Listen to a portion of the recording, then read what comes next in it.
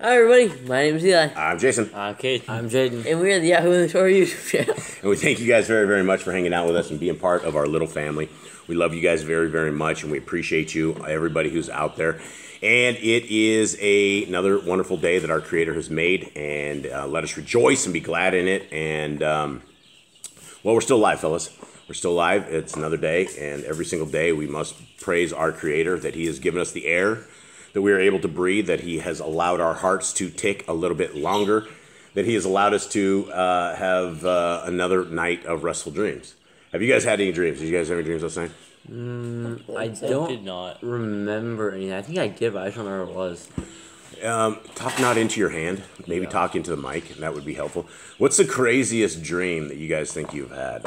What's something crazy that is? Anyone have anything that you can remember? Which is kind of funny, because those are the kind of things about dreams that, number one is, where do we go exactly? Who creates the storylines that we dream? And why don't we remember where we go and what we dream? And do we really go anywhere, or are we just all in our head? And what's really going on? Anyone have any thoughts on this? I don't know. I think dreams are based on fears and what people want. What about good dreams, though, that don't have? I mean, is it just? There's dream. I think I've had dreams. There's good dreams based on maybe something you want or something. So you think our fears? These are subconscious or something. Something like that. The subconscious comes and attacks us, and what about the wild ones where you're sitting underwater or something? You're like breathing underwater, walking around. What about the ones where somebody's attacking you, can't run? And it feels like you're either you can't get away, or I've tried to sometimes punch people in my sleep, and you can't fight them in your sleep. It's like, or you can't yell, nothing comes out. You can't yell, nothing comes out. I've had dreams, and I don't remember. I wake up in the morning, and I remember that I cried all night in my sleep. I don't know if you guys have ever had those or not, but for whatever reason in my sleep, I was extremely sad, extremely crying, and there are chickens flying out, and my wife's trying to do some stuff over here, so I don't know if we're going to end up dead this morning or not. The chicken flies out of the house, the dogs are here. We're all going to end up in dead. Okay, what crazy stuff? Have you guys ever had any kind of revelations or anything in your dreams? Anything that is useful? Or anything? I don't think I've ever had any prophecy dreams or anything like. You did? I did. I had the one with the cat when I had dreamt about the cows. Yes, you did. That was kind of a prophecy dream. When I was younger, I had the date of my uncle's death, great uncle's death. You knew that? Yeah. So somehow you dreamed that dream? Yeah, the exact date and the exact funeral and everything. It was really close. So. Yeah, the thing about dreams is they can terrify you. They can change your life. They can. It's just very, very weird. Any thoughts on dreams, Eli? Any thoughts? Why do we dream? Anyone? Why don't we just sleep? Why didn't our Creator design us just to go to sleep? We wake up and there's rest. Why do we end up in another world? Why is our mind still awake? Why are we inventing storylines? Well, I don't think our brain sleeps because he's working the process of our body, so he probably needs some entertainment. Eli says our brain likes to be active. I've had dreams. I guess when you're talking about the dreams being orchestrations of our fear, Jade, that could be very much true. I will tell you I don't think it's a nightmare, but it's a dream that I have that it never ends. Is I'm packing a house. I'm moving somewhere, and that has been the story of my life: is packing up houses and always doing it in a rush, always forgetting stuff or something of the sort. And I still, as an adult, dream those things that I can't get my house packed. I'm the only one there packing the stuff. It's really weird and bizarre. Anyone have any kind of weird recurring dreams like that? I had moving dreams all the time. Yeah, moving dreams? Yeah. Anyone have dog dreams at all? The dogs are my dreams a lot. Sometimes there's some dog fights in my dreams, not a lot. I'm usually in my dreams. I'm usually either hanging out with you or hanging out with your mother. Or we're doing something. I mean, sometimes I'll be driving in cities I've never ever seen before. I have no idea where I'm at. Sometimes I'm on icy roads, and for those who live in nice countries, not nice countries, but warm countries, you don't even know what I'm talking about. But there comes a point when you live in places like North America and Canada and all those places, Russia, it gets super cold. And you get ice on the road, and we call that black ice. And so I guess maybe one of my fears is sliding off the road or going crazy. But I used to drive on icy roads all the time. All right, well, that was it. Thank you guys very, very much for that little I guess, discussion there. Today is month 9 on our Creator's calendar. That makes it our, what day is this? The 19th? 19th day on our Creator's calendar. It is the 13th day on the Gregorian Babylonian calendar, and it is the 3rd day of this week. And anyone remember Bible stats from yesterday? Remember how many we had that we gave out yesterday? I think you said it was 12 or 17. I can't remember what it was. But anyway, today's Bible stats of downloads is 189 of one and 17 of the other. So Yah is well over 200 downloads so far this month already. And that being only the 13th day of December, that means we could probably distribute, hopefully, 400 Bibles before the end of this month, which is amazing. And I will tell everybody out there, today I ran into the very first person that I think is not, I'm going to say credible. I mean, I think everyone's credible for the most part, unless they come from the Hallelujah Scriptures. But they said they were in the Caribbean, and Caribbean, I don't know if you call it Caribbean or Caribbean, whatever you call it, and they did receive a free Bible. And they said they just emailed them, and they did receive it. So I have first reports of it. I don't have any proof yet. I've asked the gal for some proof. Everybody thinks I'm calling them liars or something when I ask them for proof. But the Hallelujah Scriptures is a very deceitful organization, and they have a ton of pseudonyms and a ton of fake accounts, and they're all over the place doing dirty work and things. And so I have been looking for their very first person. So thank you to that gal who did deliver that up. We will try to verify that. And it would be nice to have at least one Scriptures in 13 years that was given absolutely free. And I'm sure there's hundreds. I would hope there's thousands. I would hope there's tens of thousands. But we also know of a $400,000 house that they have stolen, $60,000 in gold, $10,000 in silver, and they need to return that to the people of Yah before anybody should ever trust them again. Okay, so let's begin, guys. We are in Luke 19. Anyone else have anything? No. Okay.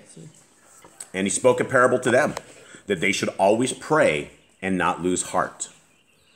Wait, did I do this one already? 19. I'm on the wrong one. That's 18. I'm like, Yeah. I've read this one. I'm like, I know this one. I'm sitting here trying to find out where you're at, and I'm like, where? I know this cat. Look, that's not the first verse. No, that's not it at all. So, okay. All right. Yeah, I'm like, wow, this sounds a lot like yesterday's. Okay, here we go. And having entered, he was passing through Jericho, and see a man called Zacchaeus. And he was a chief tax collector, and he was rich. And he was seeking to see who Yahushua was, but was unable because of the crowd, for he was small in stature.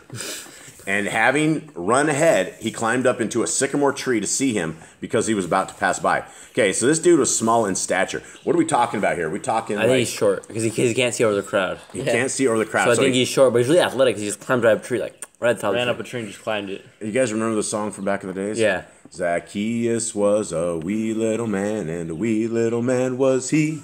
He climbed up in a sycamore tree, for the Lord he wanted to see. Zacchaeus, you come down. That's I can't remember the rest of the song, but that's how it went, something of the sort. So are we to say he was, and I'm not saying this derogatory, because we love our midget friends as well, but is he a tiny person? I don't know. Small in stature? I think he's just shorter than average. And I said, but because he was short.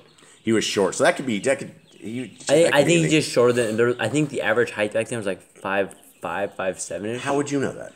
Somebody said that once. I don't Who remember. said that? Something about How would we know? the Roman, the days like the Romans. They were like around back then. Who? Whoever said that. We just got taller as generations went on. Could be. I think every like the Asian folks, they're really shorter folks. The whiter folks are really tall folks. It's just, it depends upon whatever our build is. Yeah, our genome is built at. So, all right, let's continue on. He was small in stature. All right, come on, Zacchaeus. And having run ahead, he climbed up into a sycamore tree to see him, because he was about to pass by. And as Yahushua came to the place, he looked up and saw him and said to him, Zacchaeus, hurry and come down, for I have to stay at your house today. And he hurried and came down and received him rejoicing. That's kind of amazing, right? So this little feller is sitting there, and he's up in this tree, and all of a sudden the guy he's trying to see comes up, and he goes, Zacchaeus, come down. I'm coming to your house today. I wonder if he was shocked they knew his name. He just knew who he was. Maybe he's just been to his tax office before. I don't know. He was a rich tax collector. They all knew who Zacchaeus was. Okay, Zacchaeus stood up and said to the Adon, Look, Adonai, I give half of my possessions to the poor. And if I have taken whatever from anyone by false accusation, I repay fourfold. And Yahushua said to him, today deliverance has come to this house, since he also is a son of Abraham. For the Ben of Adam has come to seek and to save what was lost. And as they were hearing this, he spoke another parable, because he was near Jerusalem, and they thought the reign of Elohim was about to be manifested straight away. Okay, they all thought the reign of Elohim was about to be manifested right away. He was about to come rain down fire and like overthrowing the Romans. King is here, right? The king is here. Everybody thought the king is here. We're going to get out of this Roman control. We're going to get out of this world that we're in. And they did not realize what the reign of Elohim really was exactly. 12. He therefore said, a certain nobleman went to a distant country to receive for himself a rain and to return. And calling 10 of his servants, he gave them 10 minas and said to them, trade until I come. Okay, so he gave 10 of his servants. This is what's interesting. He gave 10 of his servants 10 minas. But I think it only talks about 3 of them. So let's continue on. But his subjects were hating him and sent a delegation after him to say, we do not want this one to reign over us. And it came to be when he came back, having received the rain, that he sent for these servants to whom he had given the silver, in order to know what each had gained by trading. Excuse me. 16. And the first came, saying, Master, your mina has earned 10 minas. And he said to him, well done, good servant, because you were trustworthy in very little, have authority over 10 cities. Sorry for the dogs. That's just what they do. And the second came, saying, Master, your mina has earned 5 minas. And he said to him, and you be over 5 cities. And another came, saying, Master, here is your mina, which I have laid up in a handkerchief. Which I have kept laid up or laid up? Which I have kept laid up in a handkerchief. Is that right? Is that right? Yeah. Okay, yep, my bad. I just got one hand on the dogs. Miss Nicole is trying to stop the other dogs from going crazy. And here we go. Okay, 21. For I was afraid of you, because you are a hard man. You take what you did not lay down, and reap what you did not sow. And he said to him, out of your own mouth I shall judge you, you wicked servant. You knew that I was a hard man, taking up what I did not lay down, and reaping what I did not sow. Why did you not put the silver in the bank, that when I come, I could have collected it with interest? Then he said to those who stood by, take the mina from him, and give it to him who possesses 10 minas. Okay, one thing is, I guess the banksters have been around forever, right? Because Messiah was talking about the bankstas right here. These are the guys that will hold on to your money, and the bankstas of today will actually take your money, make it disappear, and they'll put it on a ledger, and you'll never see it again. It'll be on credit card, or it'll be on something else. You never see it. It goes from digital to digital, digital, and you never ever see your mina at all. Okay, but the banksters are still around. Okay, so he took away the one from the one, and he gave it to the one with the 10. But what about the other 10 people? Right? I don't know. They probably made a little bit or something. They probably stole it and took off with the money. 25. There's only 3 of them left. Yeah, there's only 3 left. The other 7 stole it and took off. I brought you back 10 coins. Look, the master just gave me 10, whatever. What do they call this? Minas? Yeah, It's a 3-month wage. 3-month wage? Per mina or for 10 He just mina? grabbed it and ran. So dude just got 10 of them, so he got 30 months of wages. Almost 3 years of wages. They said 100 days wage for 20. It was like basically $20. Half these people are already in Greece right now. They're already gone, partying up in Greece. Okay, here we go. But they said to him, Master, he possesses 10 minas. For I say to you, that to everyone who possesses shall be given, and from him who does not possess, even what he possesses shall be taken away from him. But those enemies of mine who did not want me to reign over them, bring them here and slay them before me. And having said this, he went on ahead, going up to Jerusalem. Okay, what can we make of the reign of the kingdom to come? What? Basically, if you don't want to serve under Yahushua, then you will be slain in front of him. Slay. Yeah, slay them all. That's like something you don't want to hear. First thing all, you don't want to hear something like slay them. You don't want to hear depart from me. You don't want to hear you wicked servant, right? Things like that. All of a sudden, we're going to get a real bad feeling in there. And when we hear those words, it is over, right? It is completely over. There's no hope. There's no retribution. There's no extra thing. which is why we are given this time on this earth. We're given 120 years to repent. We're given 120 years to find the Torah, to find the way to the kingdom to come, to find the path to righteousness and to success and to holiness. And if we don't, then we're going to probably hear, depart from me, slay them, I don't know you, you wicked people, something of the sort. Okay, 28. And having said this, he went on ahead, going up to Jerusalem. And it came to be, when he came near to Bet-Fagli and Bet-Aniah, at the mountain of Olives, that he sent 2 of his Talmidim, saying, go into the village opposite you, in which as you enter you shall find a colt tied, on which no one has ever sat. Loosen it and bring it here. And if anyone asks you, why do you loosen it? Thus you shall say to him, because the add-on has need of it. All right, what are we getting here, guys? You think a messenger came to the dude that owned the donkey first and was like, hey, there's going to be a great miracles happening. This is your savior needs a donkey. And the guy's like, oh, okay, that's no problem. Or do you think that this dude just gave up his donkey? This dude was just so nice, he just gave up his donkey. He's like, hey, I need a donkey. The dude just untied his donkey and ran away. Yeah, well, we know that donkeys are expensive, right? Number one is people that have stuff, you're not going to unloose it. Hey, go ahead, take off. Especially a guy you don't know, right? A guy's going to take off your horse or donkey, you'll never see him again, right? Okay, the guy just ran away with your horse. You'll never find it. You don't think they returned it? You don't think they... Peter. Oh, I bet he returned. I definitely think they returned it. But what I believe is that I believe our Creator has all of the situations, including the ones we are in right now, everything. He has built this long before we were ever born. He's designed this and fitted this and done things in all of our lives and all of everyone's life there. Whoever this was with that donkey is somebody that was a special person that sought our Creator, and somehow our Creator used him.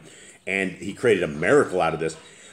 Because, again, I do not know, because I am not a horse trainer, but I've seen movies. I've seen Babylon movies, and I've seen, I think one show I saw when I was a child was called The Man from Snowy River. And it was about this guy, and I don't know what exactly it was about, but I do know it part of the movie.